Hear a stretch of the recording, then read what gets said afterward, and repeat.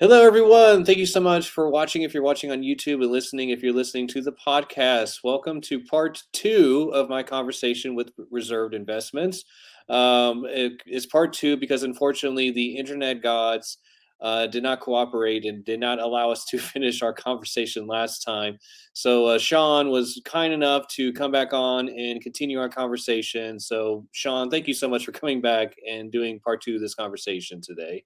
No worries. Trust me, I'm not a techie. I know things happen. Yeah. Watch my channel, you know I'm definitely not a techie. That's for sure. Uh, so we already did introduction with Sean last time. So if you want to watch that, go back and watch part one of this conversation. So let's just dive into the questions that we didn't get to last time around. I wanted to start off by asking, during COVID, especially we started seeing a bunch of people going on YouTube, going on social media, talking about investing in sports card collecting as well as other collectibles such as comic books and retro video games and all sorts of collectibles sort of safe investments. In fact, would start to label them as better investments than other traditional investments such as real estate and stocks and whatnot. Not but I think it's really important to know the distinction of those investments, in particular how stocks and real estate are regulated investments as opposed to collectibles, which of course is very much unregulated. Could you kind of explain the differences as you talk about a lot on your channel and why it's important to know those differences? Sure. Well, first of all, let's talk a little bit about the pandemic. The pandemic was kind of a once in lifetime event. Let's be realistic. I think, honestly, even not only in the antiques and collectibles trade, but also in history in general, economists, overall people that look at history from a standpoint of let's analyze what happened back during this period of such and such a date. They're going to look back at the pandemic and they're going to understand that it's a major outlier. So I do want to preface what I'm about to say with this statement that if you are going by the pandemic era and justifying that as a means for buying antiques and collectibles because everything was at all-time price highs during that time frame, you're going to be very disappointed going into the future because again, that was an outlier. So when we talk about investing in antiques and collectibles, you got to understand that antiques and collectibles, even art, whatever we want to consider it, whether it's rare coins on the history side, all the way up through speculative collectibles like sports cards, comic books, Magic the Gathering, Pokemon video games, all these items are extremely speculative. There are no certifiable cash flows behind them. We can't rent out a collectible and collect an income stream on it like we could in real estate. There is nothing driving this market except simply perceived demand. And that's what I call it. It's perceived demand because right now, with collectible prices rising as they have, people are hoarding this stuff. You're even seeing it in modern era mass produced stuff. People are just hoarding this stuff, claiming, well, look at that. There's only 10 on eBay, not realizing they made 10 million of them. So that's really what I want to stress is that inherently antiques and collectibles are extremely risky over the short term and over the long term. When we look at stocks, bonds, mutual funds, ETFs, real estate, all of those particular asset classes, they are well regulated, as you already brought up. And there's also a cash flow that is behind them that we can look at PE ratios if we're talking stocks, inventory turnover, sales data from companies. If we're talking real estate, we can look at the cash revenues generated from that particular piece of real estate, from that piece of property. So overall, antiques and collectibles operate more on the greater fool theory than any other asset class. Cryptocurrency is the same. Cryptocurrency is completely operating on the greater fool theory, much like antiques and collectibles. That's why I preach on my channel. If you're going to invest in antiques and collectibles, at the very least, at least already have the knowledge or the ability to set up a well diversified financial portfolio, then diversify in. If you're already financially established, that's even better. Then you can divert assets from that portfolio, a set percentage, into antiques and collectibles if you really want to go all in. Do you think there is a way to regulate the antiques and collectibles markets, and would it be a good idea to do so if there is? In certain instances, yes. And let me start by saying that, unfortunately, in the political environment we find ourselves in, it's very easy to sell people the idea that regulation is bad. Regulation is not bad. Regulation is what gives you clean water when you turn on your faucet. Regulation is what gives you clean air when you take a breath. Regulation, when done right, is very positive, and that's really been the driving force of the human race and innovation for pretty much the dawn of time. It's just become politicized since literally the 1980s. So when we look at the antiques and collectibles trade, if it's good ideas to regulate certain markets, I'm all for it. Let me give you a prime example. Right now, we have a grading company that thinks it's okay to own an auction house. We have another grading company that came into the market for graded video games, and I have to state it like this, allegedly manipulated the market. And they think that's okay. And it's always amazing to me. A lot of the enthusiasts, a lot of the people that are really involved in those collecting markets will defend those companies, even to their own detriment, thinking that, oh, it's a free market system. It's okay. They know what they're doing. In those two instances, there needs to be more regulation in the antiques and collectibles trade. I don't think a grading company should ever be in bed with an auction house or vice versa. I don't think that grading companies or auction houses, I understand that there is hype in this market. I understand that they have a right to advertise in these markets, but they should not be able to cross that line into perceived market manipulation. That should be regulated. So yes, in certain instances, I do think regulation should exist more in the antiques and collectibles trade than what it already does. Now, to be fair, if we talk about high-end antiques, there is certain regulation. Like for instance, if we're talking about firearms, if we're talking about antiquities, there is a gray market and a black market that we can get into where potentially you could pay thousands of dollars for an antiquity, an item that is thousands of years old, and you can run into trouble if you go to sell it, depending on how you purchased it or came across it. So there are certain regulations that already exist in these markets, but I would like to see them more enforced. Mhm. And I feel like it is a topic that's being brought up a lot in the sports card collectibles because you are certainly seeing a lot of different things over these past few years in terms of, you know, breakers and sellers getting on new platforms like whatnot and them sort of not having strong regulations on some of those new e-commerce platforms and holding these sellers and breakers accountable for some of the things that they're being kind of basically caught red-handed doing on social media and other places. And then you have companies like Alt that is coming to the game of sports collectibles and other types of collectibles as a selling platform, but they actually own quite a bit of the things that they're actually selling on their auction houses, which is raising a lot of red flags.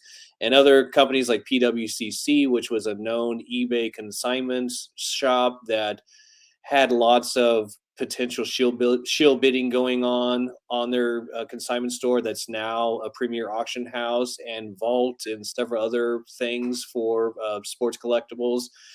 So yeah, things like that when it comes to shield bidding and companies kind of putting their hands into multiple areas of the collectibles industry. I think that there's a lot of discussion about it right now, and I think that, in my opinion, I definitely think we lean towards more. We probably need to start seeing more regulation in the sports collectibles as well as other collectibles. Oh, I agree with you. When you talk about box breaks, especially the amount of money that a box costs that has some of these limited edition, one of a kind serialized cards, refractor cards, whatever it is, we're talking legalized gambling at this point. It literally should be regulated. And it's sad. When I was growing up, I remember literally you could get like a booster box of sports cards for 30 or $40. I know I'm dating myself here, but today, I mean, look at the price of some of these boxes. It's ridiculous that we're allowing this to take place, especially with social media as it is, YouTube. It's just insane to me. Yeah, and yeah, some of these spots and these breaks are crazy because you're getting into breaks for multiple boxes that cost thousands of dollars, and so even a spot in a break can cost you like $300 to $500 in some of these high end breaks, and you're seeing a lot of these breaking companies I don't know how you want to say it exactly, but they're basically maybe holding on to some of the really big hits from some of those breaks, or pretending like they shipped it out when really they didn't, and it's popping up on their Instagram feed later on. There's a lot of things kind of happening that people are calling out. And if you're an established braking company, you know, you're usually you're not seeing this with a lot of the established braking companies. You're usually seeing this with these braking companies that are popping up instantly on TikTok or whatnots and other avenues. And I know it's probably hard to regulate all of those different e-commerce platforms and social media platforms, but there's a lot of nefarious things going on within the collectibles industry for sure. I would agree. And okay, so I wanted to also ask, when it comes to grading, you talk a lot on your channel about optimal collecting grade. Sure. You talked a lot about this with comic book grading, but I think that what you talk about really should hold true to all collectibles that get graded by third party grading companies. And so, can you kind of explain that in terms of what you tell people to look for with the optimal collecting grade for collectibles? Sure. Well, first, let me back up a little bit. It doesn't apply normally to speculative collectibles, only because there hasn't been enough time for items on the market. Like if something's graded, let's just use the toy the toy collecting category as an example here. I have seen toys that are graded AFA 85 that sell for higher than an equivalent AFA 90 piece. Obviously, the 90 is the higher grade.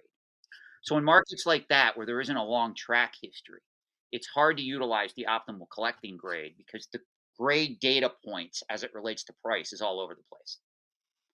Now, I will agree with you if you're talking vintage sports cards, absolutely. The modern era stuff, though, is extremely speculative. So that's where I caution people from attempting to apply this concept. It works best in more established markets. So, all is what the optimal collecting grade is. It basically says that, let's say that you have, I'm going to use comic books in this example because it just fits perfectly. And most people know comic books more than rare coins because that uses a completely different grading scale. So I'll use comic books. So let's say that you have a comic book, it could be any comic book. And let's say a 9.2 is selling for $4,000, a 9.4 is $7,000, and a 9.6 is $15,000. Utilizing the optimal collecting grade based on that price data, you would be better off going after a 9.4 than a 9.6. If you buy the 9.2, you may regret it later because that one was only that the 9.2 is 4,000, but a 9.4 you can have for 7,000. And if you go for the 9.6 at 15,000, you're paying more than double the price of a 9.4. So in this scenario, you would be better off going after a solid, good-looking, premium quality 9.4, paying the 7,000 and adding that particular piece to your collection rather than going after a 9.6 or heaven forbid a 9.8. So basically all the optimal collecting grade does is it looks at the point, the price point data where the value jumps the highest. Before that occurs, that's the grade that you want to own. And that's what I teach people if you're investing. Now, if you're a collector, I get people that come to me, Sean, you don't understand. I love Giant Size X-Men 1. I love Amazing Spider-Man 300. I love Amazing Spider-Man 129. I just want to own the highest graded copy. Okay, if that's you, but understand you're going to pay an exorbitant price, and there's no guarantee you're going to recoup those costs when you go to sell. Right. Yeah, it's not so much about going after the rarer, higher grade copies of comics or whatever, but the best potential return on investment. Correct. Um, and I obviously know that comic book grading is different and they have different scaling than sports cards, but I still think that this is an important something important for sports card collectors and investors to learn, because for a while everyone was just going crazy over nothing but like PSA 10s. Like Yeah. you had to own a PSA 10 of that card or whatever in order to be considered a smart investment. Except PSA 10s are would often go for exuberant amounts more than a PSA 9 or SGC 9 or 9. Yeah, whatever, or BGS 9.5 or whatever. And sometimes it wouldn't always be the smartest return on investment because you would have to spend 4 times, 5 times, sometimes 10 times more than the next grade down of that particular card. And I think for certain cards, especially, and I think vintage cards in particular are the ones that I'm definitely thinking about, it just doesn't make the most sense to me. Like, I think is if you're finding if you're finding a really amazing looking vintage, 52 tops baseball in a really nice looking 4 or 5 or whatever, you're getting at a good price point, and you're not spending, you're not having to spend 10 times the amount to get a 7 or 8 of that same card, but you'll probably still see a better return on investment on some of those cards because some of those cards will be easier to sell in the future because you won't you when you get to a certain price point on some of these cards, you start running out of buyers at a particular point. When Correct. you get into the 5 6 figures or whatever, the demand just won't quite be there because you're running out of buyers. But yeah, go ahead. I was just kind of rambling on my thoughts No, on it. So what are your thoughts on that? I'm glad you brought that up because there is this idea, especially collectors have this obsession and speculators. They think that everybody is out there ready to spend 5, 6, 7 figures on this stuff, and it's done just like that. And I'm a consultant in the trade. I work with these people. They don't think like that. Even if they're looking for an Action Comics one, it's like, is now a good time to buy? Let's analyze the market. Let's see what happens. Now, to be fair, an Action Comics one, and I hate to use these comic book references, it's just easier, I think, for if you want me to use sports card references, I can. It's no problem. I'm so used to using comic book references for my channel. But it's like people just think that somebody is sitting with millions of dollars and they just want to spend that millions of dollars immediately. There's no planning involved. It's just, oh, I have the money and I want this. I'm going to go for it. It doesn't work that way. That's why even auction houses will tell you when you consign something of value of that high end, they need time to promote it. It's not instant cash. If you want instant cash for that item, you're going to get probably below market value for it because you're selling it like that. So somebody else, in order for them to take that risk, they're going to want to pay less for you for it than the current going rate. So that's a great point that you brought up. Yeah, and I think that's why a lot of times the optimal collecting grade that you kind of speak about on your channel isn't always going to be the highest grade. It's probably going to be maybe the tier below, the sevens or eights instead of Right. nines or tens or whatever is sometimes more optimal in terms of getting out of that asset quicker or selling it even for even a better return of investment if you're looking at the just true percentage of what you put into that investment. Because sometimes, yeah, the really high end stuff is either hard to sell or maybe the market on that just changes so dramatically you actually don't see a good return on investment depending on when you sell it. Correct. 100%. And speaking of grading, you also talk a lot about CAC and how that changed coin grading, the coin grading market essentially. Could you explain that? Because I'm also really interested in this type of idea for sports cards and other types of collectibles. Sure. What happens is there's two main grading companies that grade coins at present time, and they both came out of the 1980s, and they both stood the test of time. The first is NGC, which is actually owned by the Collectors Group out of Sarasota, Florida, that also is aligned with PMG for paper money and also CGC for comic books, among other companies. The second is PCGS, which is now part of Collectors Universe. And they're also Collectors Universe also owns Golden Auctions. So they own other grading companies. They also own PSA. That's probably where you came in contact if you know the name PCGS. And those were top tier grading companies for their time. But what happened was over the years, especially after the 1980s, when we had this massive run up in coin prices due to market manipulation, due to Wall Street getting involved in that market.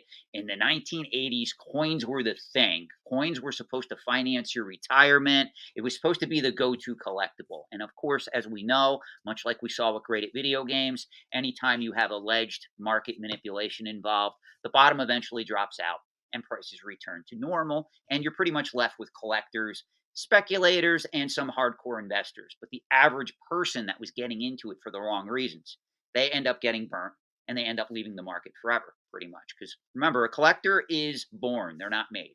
Either you have the collecting gene or you don't. That's what I preach on my channel anyway. So what happened was after that particular time frame, coins were going through phases where a lot of the grading companies, they were either overgrading these coins or they were undergrading them, or people would get a coin and one dealer would go, I'm going to crack that out, that looks like an MS65, which is gem mint in coin grading terms. I'm going to crack that out, I'm going to send it back into the company. The company would send it back and it would come back a completely different grade, higher or lower. So there was all types of inconsistencies in that market. So what happened was right around, I want to say, the early 2000s, John Albanese, who is a very well-known collector, he's a very well-known, prominent individual in coin grading, who actually helped start some of these original coin grading companies, no less. He saw this as being a problem in the market. So he set up CAC, which stands for Certified Acceptance Corporation. And what CAC allowed you to do is, let's say that you have a coin graded by NGC or PCGS, you could send it to them. They would look at it. They would not crack it out of the holder. They would look at it and assess the coin in its holder. And if they said that at least it was of the quality specified on the grading label, let's say that you sent them a Morgan silver dollar, doesn't matter what year, from 1885, they would look at that coin and they would go, you know what, this is an MS65. It says MS65. I agree with this grade. It's solid for the grade. I'm going to put a green little sticker on this, a tamper evidence sticker on it. And they would send it back to the individual. Well, now what happened is we basically have a grading company that is keeping the other grading companies honest, but they're not cracking out the coins. They're just stickering the holder. Now, how CAC operates is they use two types of stickers. They use a green sticker to say, hey, we agree with this grade. It's solid for this grade, the way that PCGS or NGC graded it. They put a green sticker on it. If, however, they look at it and they go, wow, this is really a beautiful coin, we think they may have lower graded this than what it should have been, meaning they undergraded it. They will put a gold sticker on that particular coin holder and they'll send it back to you. Now, a gold sticker is quite rare because it means potentially there's a chance if you crack that coin open and you send it back to the grading company, you can get a higher grade for that coin. So you don't see too many of them floating around. They're not given out as easily as green stickers. Now, the question that I always get asked for people that don't know this market, well, Sean, what if I send my coin in? CAC looks at it and they say, well, this is not a 65. It doesn't look solid for the grade. What they do is they don't sticker it. They just send it back to you as is. It's considered a reject.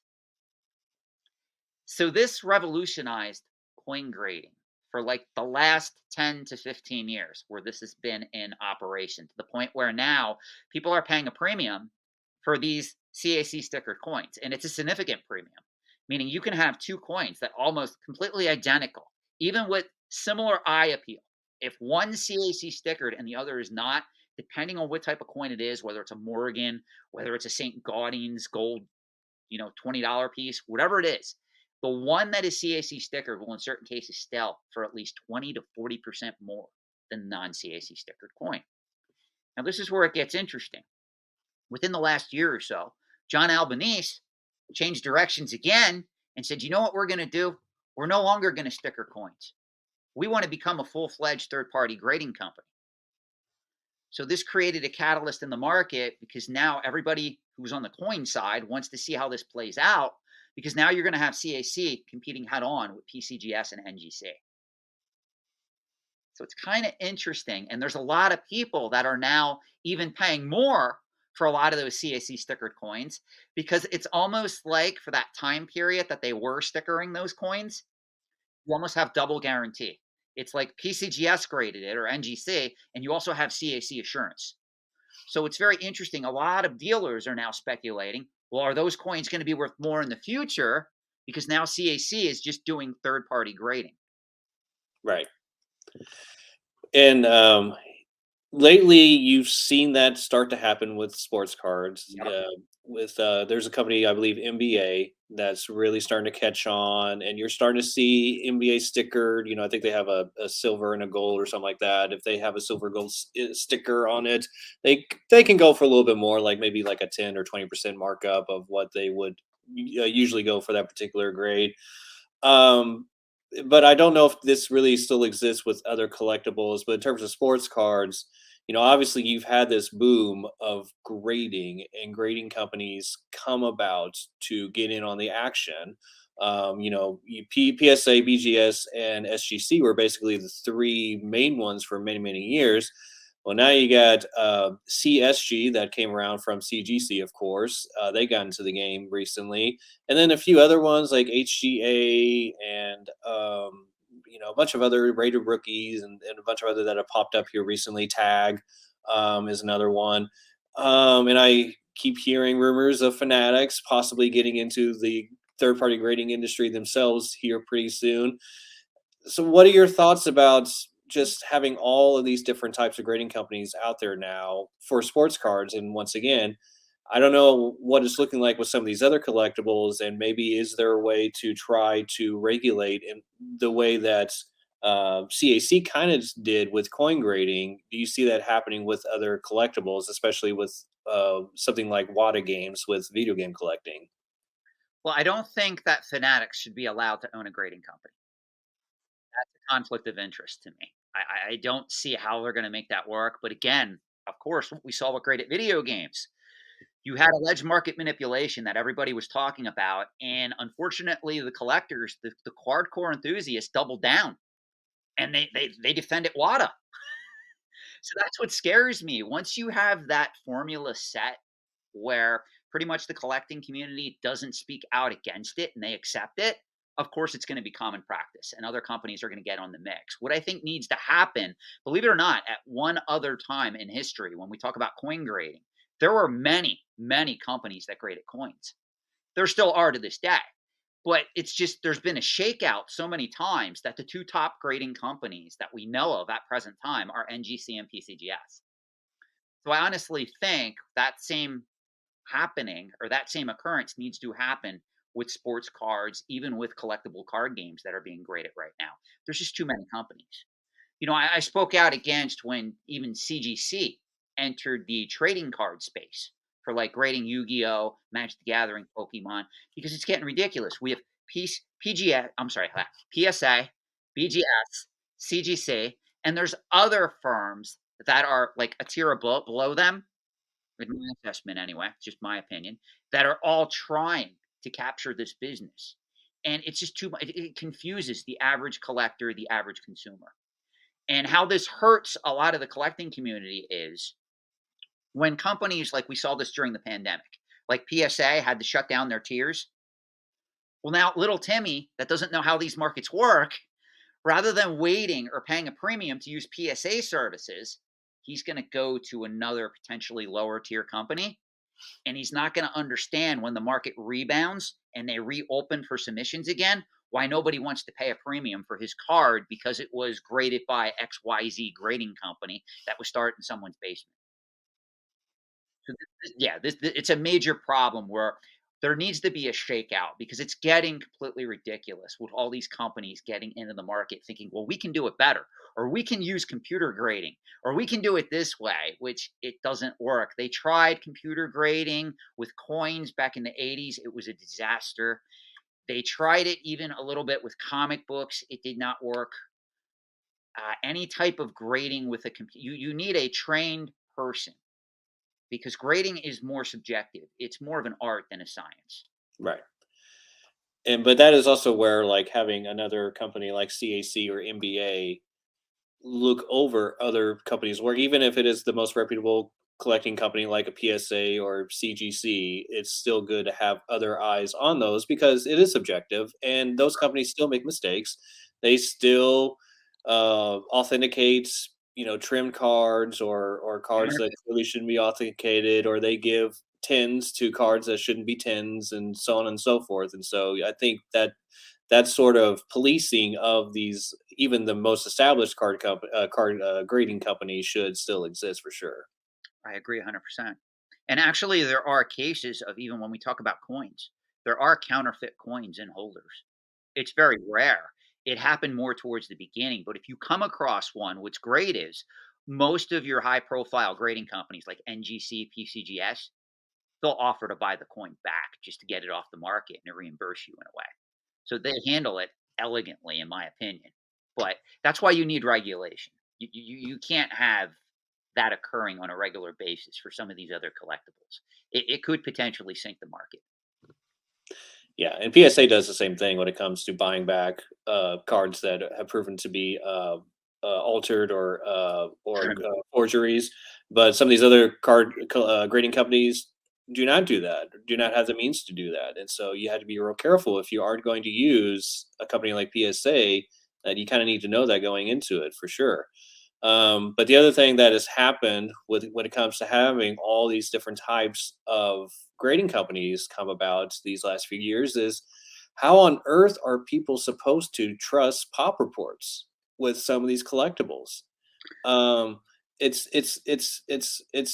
really confusing and really kind of mind-boggling to think about all the crossing over that's been going on over the years because people are trying to achieve the highest grade possible from their cards.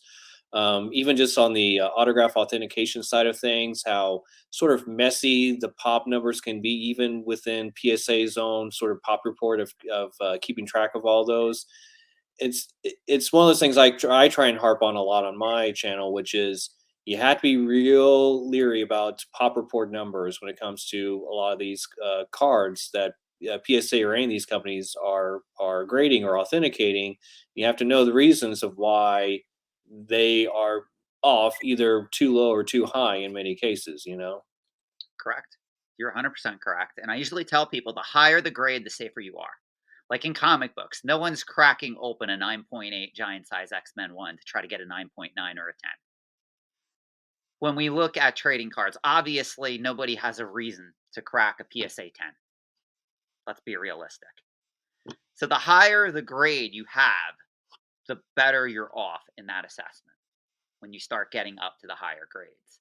Now, you do have something of crossovers to worry about. There are people that, for whatever reason, they'll take a PSA 8 and they'll try to cross it to BGS. I've seen that before happen with Magic the Gathering. I don't know what the thought process is, but there are people that attempt to do that or they want all their cards graded by one grading company. That happens. But I do think that population reports, you are correct. Even when companies put them out, they're not perfect. There's a lot of flaws with population reports and how they're maintained. Because let's be realistic, what you're supposed to do is if you do crack a case for any collectible that's third party graded, you're supposed to send the grading label back to the company so they can update the population report. How many people do that? And number one, even if they get that label in the mail, somebody actually does do their due diligence. Do we really have it on good authority that somebody's sitting there, mail call, here's 10 population reports we have to update today? Or are they just going, yeah, whatever, didn't even see it? You know what I mean? There's no guarantee. No, there's no guarantee, and yeah, and you're right. I still see people crossing over cards for lots of reasons. Whether it's just they just want all PSAs in their collection, and so they will crack them out of SGC or BGS. There's some people that I know that still prefer BGS or SGC, and they will go ahead and crack PSAs.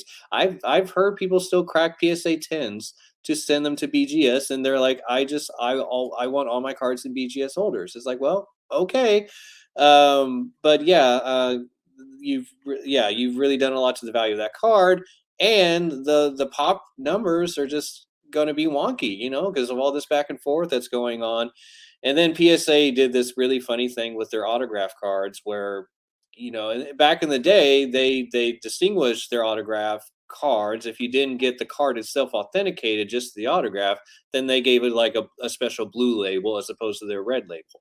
And then a couple years ago, they decided, what, we're going to get rid of the blue labels and we're going to put everything a red label, except you still have to pay double the fee for double service to get both the card and the autograph authenticated or graded. And if you don't, then it'll just have a random trading card label on it, and it still messes up the pop report numbers for those cards or for that set. Which, as a autograph set collector, that absolutely drives me crazy, and I know it drives all the other vintage autograph collectors that I know absolute crazy. And yeah, we you always have to tell people don't trust those pop numbers because of all those reasons we just listed. You know. Agreed.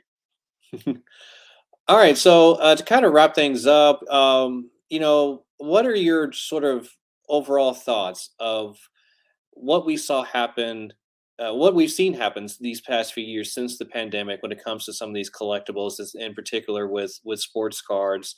What are just some of your general thoughts that you try and tell people if they come to you right now and they say, you know what? I love the idea of going and starting a sports card collection. What should I be investing in, or what should I be looking at when it comes to that particular collectible in the year of 2023? Well, if we're talking solely sports cards, I advise people to go after vintage more than the modern stuff. Hmm. The modern stuff is too speculative and volatile right now. And don't get me wrong, you can make an argument that, well, Sean, 20, 30, 40 years from now, the particular cards that are being produced today, aren't some of them going to be considered vintage? And the answer is yes. But again, that's more of the speculative route. So you can probably get a deal out there on some of this stuff, even if it's in the modern era. But I would not recommend investing in it long term. That's my advice. And that's the advice that people don't want to hear. Right. People are still in this mindset where with any of these collectibles, whether it's video games, comic books, Magic the Gathering, Pokemon, whatever it is, toys, Funko Pops, they want to believe that they can go to the market, they can hoard this stuff, and it's going to go to the moon in the next 10, 20, 30 years. And they bought it at retail or they bought it at wholesale. In the antiques and collectibles trade, there has never been a case where that has worked out over the long term. There's never. So that's why I tell people if you're going to get involved in the market, you have to look at it from vintage is best. Yeah. And I truly agree with that in any market, pretty much. And there's pretty much no a market that is immune to that advice for me. So I tell people that. And unfortunately, there's a lot of people that keep comparing these markets to what occurred during the pandemic, meaning they have price memory from prices of items being sold at their all-time highs, not realizing that that was due to a completely unpredictable event where the government gave people money. Whether you were on the low end, you got a check for $1,200. If you were on the high end, you got a PPP loan, and people just spent it on collectibles and propped up the price even more. And there's a lot of people that keep asking me, well, Sean, when are these collectibles going to get back to those highs? In some cases, I hate to answer this, never. It was a one time event. Just because comic books are popular or sports cards doesn't mean they have to consistently achieve all time highs. That's ridiculous. Right now, I'm even seeing like on Netflix. Netflix is advertising to me April 28th, they're going to start this show called King of Collectibles, which is about golden auctions. Right. So, once again, reality TV, the internet, YouTube, TikTokers, the whole nine yards are all involved in the antiques and collectibles trade, and they're all hyping the hell, pardon my French, on these particular markets at present time. It's not sustainable over the long term. At some point, we have to come back to earth. If you watch my channel and you look at a lot of the books that I recommend, I tell people a lot of these markets that are more established go in predictable cycles.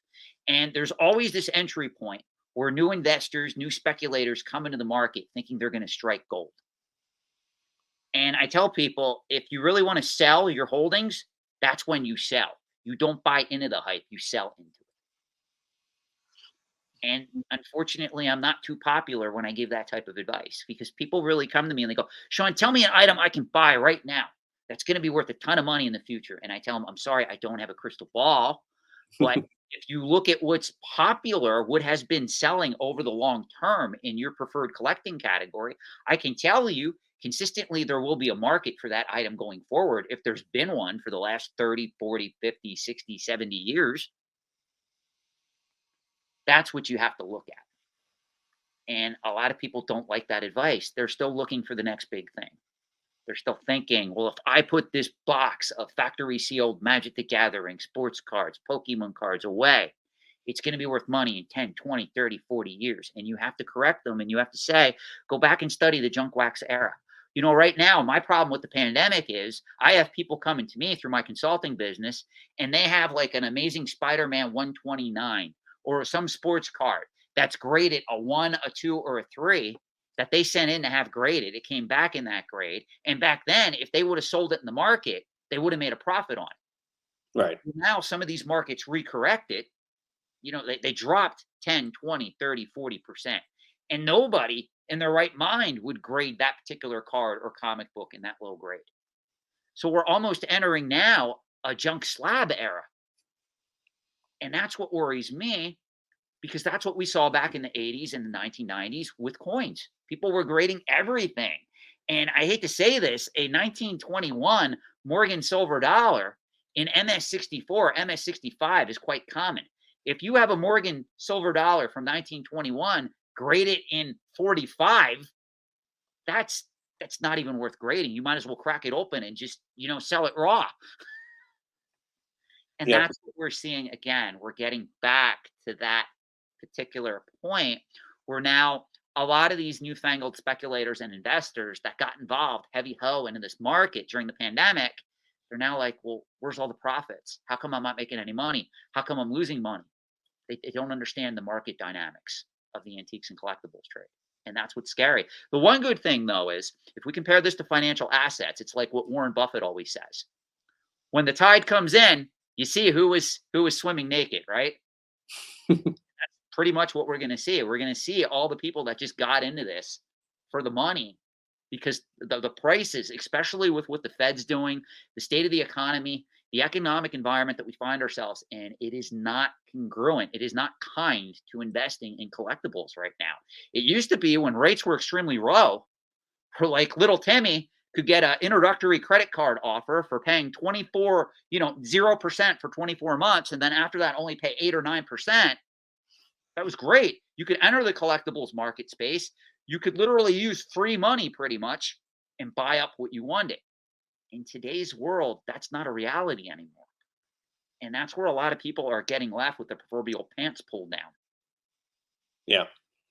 I mean, we even saw auction houses during the pandemic giving out loans, Yes. Oh, and now those loans are coming to rooster. And I think I think a big reason why many cards are getting out on the market right now to be resold after they were bought like less than like a year ago is because I think there are a lot of people defaulting on these loans that even auction houses like Golden and Heritage would just freely give out during the pandemic without thinking about what the interest rate would become by this time period.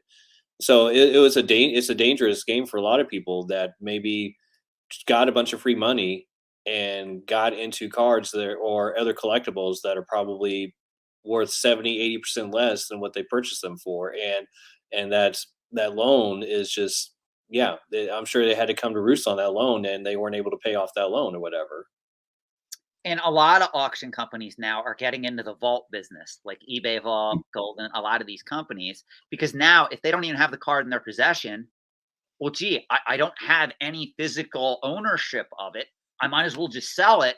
So now the company makes even more money because now they're getting to sell that card back into the market again, and they're going to make more fees off that. That's why that market should be regulated as well. Hmm. People don't understand the risk. I agree. So yeah, my advice if you're thinking about getting into either sports cards or any other collectibles is to watch Sean and watch his channel, Reserved Investments. Are there any other ways that people could reach out to you, Sean, that you'd be willing to share? Absolutely. I do offer consulting services. You can email me at reservedinvestments@gmail.com. I also do write for Antiques and Auction News. And you don't even need a subscription to the paper to read my work. Every 2 weeks, pretty much my articles appear on www.antiquesandauctionnews.net. And you can go there and you will see my articles on all different plethora of talking points about antiques and collectibles.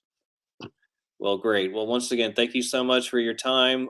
These part one and part two of this interview I've had with you. I've really enjoyed it. Thank you so much. Thank you. I appreciate the opportunity.